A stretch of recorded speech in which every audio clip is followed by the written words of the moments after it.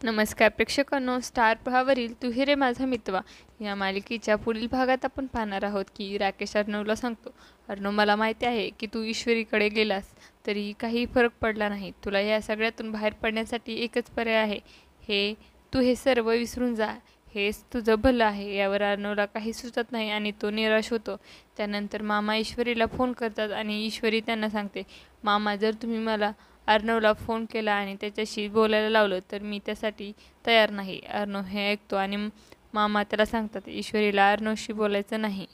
पुढे राकेशच्या सांगण्यावरून एक मुलगी ईश्वरीच्या बाबांना फोन करते आणि त्यांना खोटं सांगते की ईश्वरी अर्णवला भेटायला गेलेली आहे आणि ती त्यांच्याशी बोलत आहे.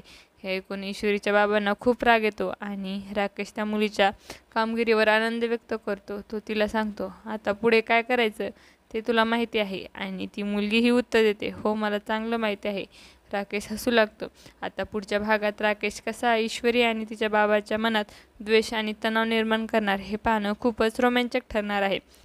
तुम्हाला जर आपला व्हिडिओ आवडला असेल तर चॅनलला लाईक, शेअर आणि सबस्क्राईब करायला विसरू नका. धन्यवाद.